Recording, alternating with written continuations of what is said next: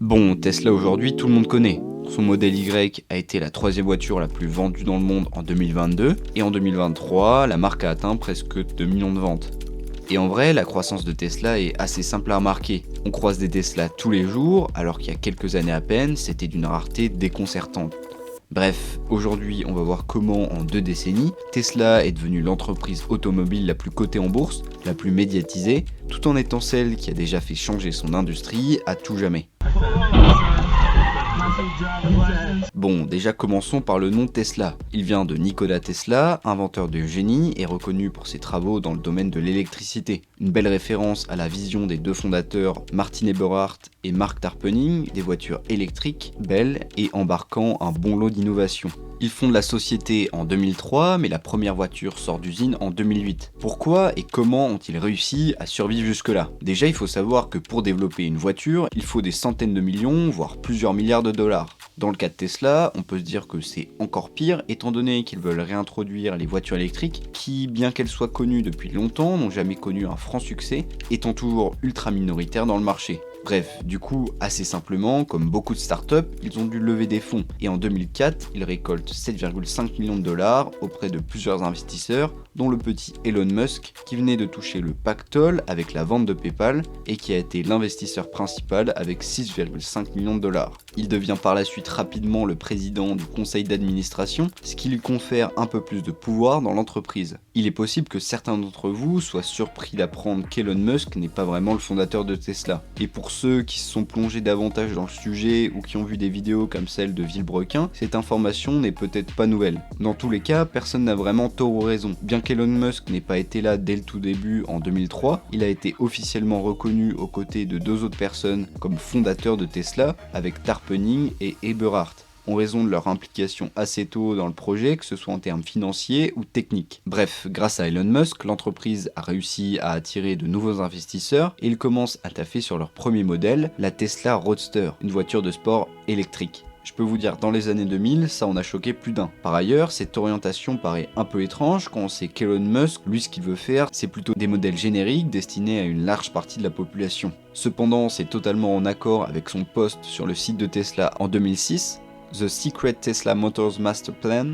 Son master plan consiste en 4 étapes. Faire une voiture de sport qui peut par ailleurs s'apparenter à une voiture d'image pour attirer toujours plus d'investisseurs, utiliser l'argent récolté pour faire des voitures moins chères, utiliser l'argent récolté pour faire des voitures encore plus abordables, et en même temps trouver des solutions pour produire une énergie plus propre. Car Elon est bien conscient que c'est bien de faire des voitures qui polluent pas, mais si l'électricité utilisée provient du charbon, c'est nettement moins intéressant. La production en série de la Tesla Roadster dévoilée en 2006 commence en 2008 et se termine en 2012. Cette voiture avait des statistiques assez typiques d'une voiture de sport, vitesse max à 201 km/h, 3,9 secondes pour le 0 à 100. Cependant, ce qui fait vraiment la qualité de cette voiture, qui a été produite à environ 2500 exemplaires, c'est son autonomie. Alors forcément, les chiffres du constructeur sont un peu flatteurs, 370 km sans recharge, c'est ce qui est annoncé, mais en réalité c'était quand même un peu moins, d'autant plus avec une conduite sportive qui est suggérée par la voiture. C'est tout de même largement mieux que ses concurrents. Par exemple, la Nissan Leaf de première génération, sortie en 2010, annonçait à peine 160 km d'autonomie.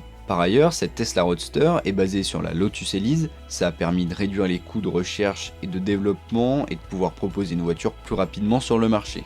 Alors il faut bien se rendre compte que la Tesla Roadster n'a clairement pas été rentable pour Tesla d'un point de vue purement comptable. Par contre, elle a permis de mettre en lumière l'entreprise, ce qui lui a permis de voir venir de nouveaux investisseurs, et en 2009 de se voir accorder un prêt du département de l'énergie des États-Unis qui s'élève à presque 500 millions de dollars afin de faire grandir l'automobile électrique dans le cadre d'une volonté de consommer moins et de polluer moins. Grâce à cet argent, Tesla peut s'offrir une ancienne usine de General Motors à Fremont en 2010 et annonce que la Tesla Model S, présentée quelques années auparavant, sera produite là-bas. Dans la continuité de la Roadster, la Model S s'inscrit dans un cadre plutôt luxueux et sportif, ce qui peut paraître un peu contraire à la volonté de l'entreprise et d'Elon, qui est par ailleurs devenu CEO de l'entreprise en octobre 2008, de construire des voitures bon marché. Cependant, il faut prendre en compte plusieurs choses. Déjà, bien que la Roadster a mis un coup de projecteur sur Tesla, elle est encore loin d'être connue et encore moins dans des pays hors des États-Unis, ce qui peut être un frein pour aborder une grosse production. En plus de ça, Tesla voulait se créer une identité imposante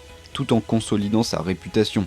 Qui plus est, les voitures haut de gamme permettent en général de réaliser de plus grosses marges, Ce qui est important pour Tesla, étant donné que leur seul modèle s'est vendu à 2500 exemplaires, qu'ils survivent uniquement grâce aux investissements depuis 2003 et qu'ils ont un prêt à rembourser. En 2012 sort donc sur le marché la Tesla Model S. Dans un premier temps uniquement disponible aux États-Unis, elle arrive dans les années qui suivent dans de nombreux pays. Je vais pas vous lister la fiche technique de cette voiture car elle a eu de multiples déclinaisons. Cependant, il y a quand même quelques points assez importants à noter. Très rapidement, la Tesla Model S ne se contente pas d'être une voiture, elle incarne une véritable expérience de conduite. Son design élégant et son intérieur minimaliste créent une esthétique unique, mais c'est surtout son impressionnant écran central qui définit ce que j'appellerais l'expérience Tesla. Cet écran, véritable cerveau technologique de la voiture, offre une interface intuitive permettant de contrôler tous les aspects du véhicule. Ainsi, couplé à un silence presque parfait dans l'habitacle, un acheteur de Tesla de l'époque n'achète pas une simple voiture, mais une véritable expérience technologique futuriste.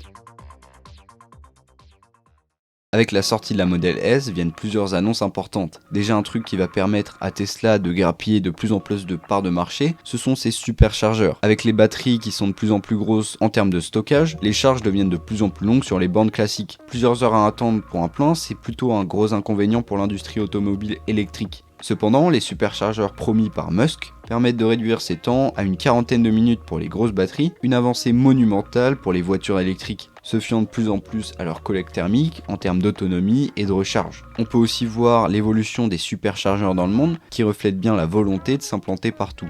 En plus de ça, l'autopilote qu'Elon avait teasé quelques années auparavant a eu le droit à une première version en 2014. Alors, il est important de noter que ça n'inclut que les aides à la conduite comme le maintien sur la voie, et ce n'est qu'à partir de 2016 que l'option de conduite sans conducteur est disponible. Pour la promotion de ce système vraiment révolutionnaire, ils utilisent leur nouveau modèle, la Tesla Model X. Cette vidéo est impressionnante, cependant plusieurs sources internes à Tesla ont confirmé plus tard que la vidéo était largement exagérée. Déjà le trajet était connu à l'avance, mais en plus, contrairement à ce qui est marqué au début de la vidéo, durant les tests, les pilotes ont pris à certains moments le contrôle de la voiture. Contrairement à ce qui est présenté par Elon Musk sur Twitter, la voiture n'est pas vraiment capable de faire tout ça, et d'ailleurs dans leur communication, Tesla avait précisé qu'il était préférable de garder les mains sur le volant. La vidéo a été supprimée de leur site par ailleurs. Bon, sinon on en est où finance, car c'est bien de faire des voitures cool avec des technos de fou, mais c'est pas ça qui remplit les caisses. Bon, déjà faut reconnaître que l'entreprise vend de plus en plus de voitures. Plusieurs dizaines de milliers de voitures de luxe par an, c'est franchement pas mal. Cependant, il y a encore un trou de plusieurs dizaines de millions de dollars dans les caisses de Tesla. L'année 2017 a été une année assez importante pour Tesla. Déjà le lancement de la production de la Tesla Model 3, une voiture un peu moins chère et qui par conséquent enregistre plusieurs centaines de milliers de précommandes dans le monde. Cette voiture s'inscrit parfaitement dans l'esprit de Tesla, une berline assez abordable, plus d'autonomie et des performances correctes. Par contre, niveau qualité de fabrication et délai, on repassera. Tesla accuse de nombreuses imperfections sur ses voitures et rencontre des problèmes de livraison. Associé à des déclarations clivantes d'Elon Musk et le podcast avec Joe Rogan où il fume en 2018, les actions de Tesla oscillent énormément au cours de ces années. L'annonce du Semi, le gros camion futuriste, a également fait grand bruit en 2017. Évidemment, ce ne sont pas de simples camions. L'idée derrière leur conception a été de réduire la consommation d'énergie. Le Semi adopte un look futuriste, mais surtout aérodynamique. Qui plus est, il a été conçu dans l'idée d'un trafic autonome. Plusieurs semis se collent les uns derrière les autres afin d'optimiser la réduction du frottement de l'air qui a un impact assez fort sur la consommation énergétique sur de longues distances. Elon annonce dans la même conférence un réseau de méga chargeurs pouvant délivrer 1 MW de puissance, soit 3 fois plus que les superchargeurs. La raison est toute bête, les camions ont des batteries bien plus grosses que les voitures, la recharge est donc bien trop longue avec des chargeurs classiques. Les semis se sont déjà vendus à plusieurs milliers d'exemplaires avec des clients comme Pepsi qui a une bonne centaine de semis dans sa flotte. En vrai, avec Tesla, on a l'impression que l'actualité ne s'arrête jamais parce que chaque année, ils proposent vraiment des trucs de fou. En 2019, Elon annonce donc le Cybertruck, un look futuriste et à vrai dire, ça n'étonnerait personne si on le voyait rouler sur la Lune. Le design très carré est vraiment atypique et ne laisse vraiment personne indifférent. Ça donne au Cybertruck un aspect robuste voulu par la marque avec des grosses plaques d'acier inoxydable et des vitres renforcées. Alors évidemment, je suis obligé de replacer ces images de l'annonce. Le Cybertruck est sorti il y a à peine quelques semaines aux États-Unis et a vocation à être un véhicule tout-terrain capable de tracter de lourdes charges. Si vous voulez en savoir plus sur cette bête, je vous conseille cette vidéo qui aborde bien plus les spécificités techniques. En tout cas, sachez que le Cybertruck ne sera sûrement pas disponible en France. En tout cas, pas sous cette forme. En effet, les des angles très carrés représenteraient un risque pour les piétons et ne conviendraient pas aux normes. En plus de ça, ce que je trouve plutôt fou avec le design de cette voiture, c'est que ça vient de Franz von Holzhausen qui a réalisé le design de la Model X, de la Model 3, de la Model S, du Semi, qui ont des allures assez rondes, donc le contraste est assez frappant. Et c'est pas étonnant qu'il soit devenu responsable du design chez Tesla. C'est d'ailleurs lui qui a cassé la vitre du Cybertruck. La Model Y, annoncée en 2019, sort en 2020, et outre le fait que la voiture soit un énorme succès, elle permet à Elon Musk de réaliser quelque chose qu'il voulait faire depuis tant d'années, avoir une gamme de voitures qui forme le mot sexy. Bon, déjà faut que je vous explique d'où vient le nom des voitures Tesla. Devant les voitures de la gamme Tesla, on a toujours le mot modèle, et ça c'est une référence à la Ford Model T, une des premières voitures à avoir été construite à la chaîne dans de grandes lignes de production, et qui reste encore aujourd'hui l'une des voitures les plus vendues au monde. Ensuite, j'ai lu pas mal de papiers différents sur ça, et ils étaient pas tous d'accord, mais Elon Musk aurait souhaité appeler la Model S en Model T à la base, mais comme il y avait des brevets sur les noms, ça n'a pas pu se faire. Par la suite, Elon Musk, vraiment pour le fun, s'est dit que former le mot sexy serait marrant. Bon, vous voyez aussi qu'il n'y a pas de modèle E, et c'est aussi pour des raisons de droit, mais comme le 3 est souvent associé au E sur internet, ça le remplace assez bien. Tout comme la Model 3 à sa sortie, la Model Y est une voiture qui coûtait moins de 40 000 $ aux États-Unis. Ce qui est vraiment une bonne chose étant donné que Tesla souhaite convertir tout le monde à la voiture électrique. Là, on commence à entrer dans les années modernes de Tesla. On voit son ascension fulgurante en bourse qui, en plus de faire d'elle la plus grosse entreprise automobile en termes de capitalisation boursière, ça l'a fait également rentrer dans le top 10 global, ce qui a par ailleurs fait passer Elon Musk comme le plus riche du monde. Tesla atteint également le million de véhicules vendus en 2020 et chaque année ce nombre ne fait qu'augmenter. On trouve forcément énormément de nouvelles usines avec des capacités de production très élevées, Giga Shanghai, Giga Texas, Giga Berlin. Aussi Tesla arrive à être rentable pour la première fois en 2020,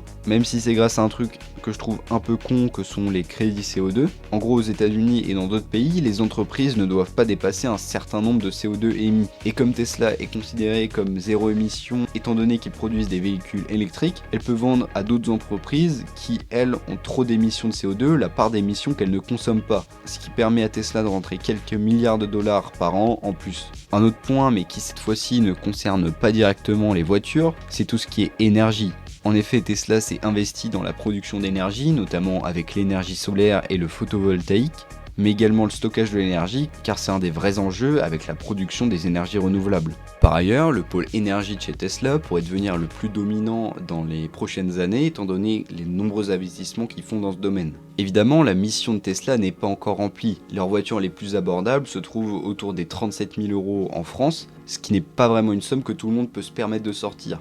C'est un problème qui devrait être réglé dans les prochaines années, étant donné qu'il prévoit déjà la Model 2, en fait on sait pas vraiment le nom mais on l'appelle la Model 2, qui est une voiture qui coûtera sûrement moins de 25 000 €. Pour conclure, je voulais partager une réflexion rapide sur Tesla. Alors cette idée, elle vient pas vraiment de moi, mais plus d'une vidéo de Marketing Media où le youtubeur propose l'idée qu'Elon Musk pourrait être un agent de chaos cherchant à secouer une industrie qui avait besoin de changement. Et en vrai, on peut alimenter ça avec plusieurs points. Déjà, Tesla, de par la volonté d'Elon Musk, rend les brevets libres d'accès. Ça permet à tout le monde de profiter des brevets, ce qui fait avancer énormément l'industrie des voitures électriques. On a eu l'exemple de ça récemment avec Elon qui a envoyé un PDF à tous les PDG automobiles qui montre comment faire une voiture avec une architecture 48 volts. On peut aussi noter l'ouverture des points de recharge superchargeurs de chez Tesla, qui sont désormais en grande majorité disponibles pour toutes les marques, alors même que c'était un avantage énorme sur le reste du marché. Pour moi, il n'y a aucun doute, sans Tesla, les efforts actuels sur les voitures électriques qui s'opèrent actuellement n'auraient tout simplement pas eu lieu ou alors auraient eu lieu bien plus tard. Maintenant, reste à voir ce qui va devenir Tesla dans les prochaines années. L'entreprise va bientôt réussir son objectif de produire une voiture très abordable avec la Model 2.